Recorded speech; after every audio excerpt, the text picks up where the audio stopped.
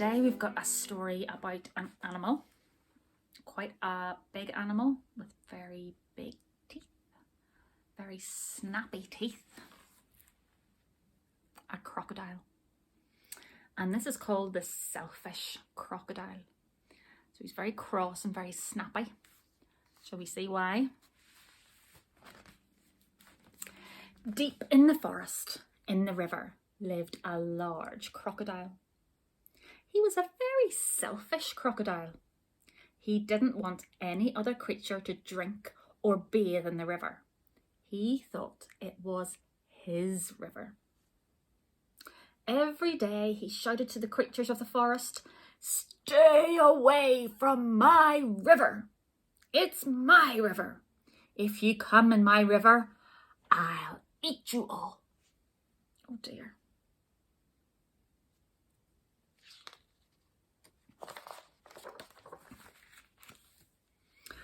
So there were no fish, no tadpoles, no frogs, no crabs, no crayfish in the river. All were afraid of the selfish crocodile. The forest creatures kept away from the river as well. Whenever they were thirsty, they went for miles to drink in other rivers and streams.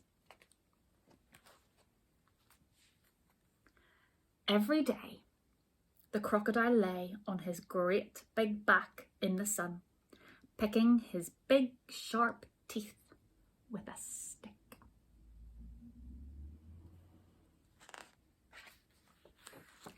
But early one morning, the forest was awakened by a loud, groaning sound. Something was in terrible pain. The creatures thought that it was an animal caught by the crocodile. Oh, oh. But as the sun came out brightly, they saw that it was the crocodile who was in pain. He was lying on his big back, holding his swollen jaw, and he was crying real tears. The creatures drew closer, but not too close. Some of the creatures felt sorry for the crocodile. "What's the matter with him?" asked a deer. "I don't know," said a squirrel. "Maybe he's going to die," chirped a blackbird. "If that happens, it'll be safe to go in the river," grunted a wild pig. The animals thought about this. They hung from branches. They hung from vines. They buzzed in the air. They shook their heads as they watched the great big crocodile in pain. No animal tried to help. Why do you think they didn't want to help him? They were all maybe scared of him because he'd been so cross and shouted that he would eat them all if they came into the river. Suddenly, a little mouse appeared, sniffing the air. He ran along the crocodile's tail, then up onto his tummy. The other creatures stared. What do you think the mouse is going to do? Shall we see if you're right? "Look at that mouse," chattered a monkey. "He's either very brave or very mad." "He's going to be eaten for sure," said an iguana.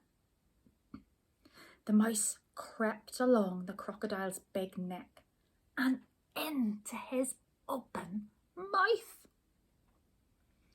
There was a hush in the forest. Can you see anything wrong with the crocodile's mouth?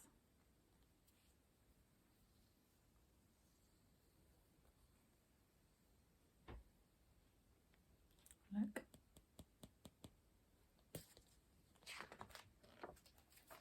The mouse got hold of something and pulled and pulled and pulled. Then he put it on his shoulder and walked out of the crocodile's mouth. There was a loud cheer from the astonished creatures. The crocodile sat up and said, "I don't feel any more pain. It's all gone." Then he saw the mouse. Then he saw the mouse walking down his tummy, carrying an enormous crocodile tooth on his shoulder. There it is there, look. So that's what was giving the crocodile all that pain. "Your bad tooth was giving you a toothache," answered the mouse, turning around to face the now smiling crocodile. "Do you want it back?" "Oh, no, no. Get rid of it. And when you've done that, come back. I'll have a present for you." The mouse went off and buried the bad tooth under a tree. And when he returned, the crocodile had a nice, juicy nut waiting for him. As the crocodile watched the mouse eating the nut, he said to him, "You were very clever getting rid of my toothache. And kind too. I'm so grateful. But what shall I do if my toothache comes back?" "Don't worry. I'll help you take care of your teeth," answered the mouse, nibbling. Soon the crocodile and the mouse were the best of friends. And one day the crocodile sent all the animals an invitation. "Please come to drink and bathe in the river. I won't hurt you. The river belongs to us all," he said. The creatures weren't afraid to drink and bathe in the river anymore. Although the crocodile was sometimes snappy, they grew to love him. And soon the river was full of fish and tadpoles and crabs and crayfish. Just like a river in the jungle should be. There we go. So that was the story of the snappy and selfish crocodile. So when he needed some friends, the little mouse came along, and then he realised that he had to be friends with all of the animals, didn't he? So I want you to remember to take care of your teeth and make sure you brush them and take care of them. Don't eat too many sweets, and then you won't have a toothache just like that crocodile. Okay, so I hope you enjoyed that one. I'll see you next time for another story.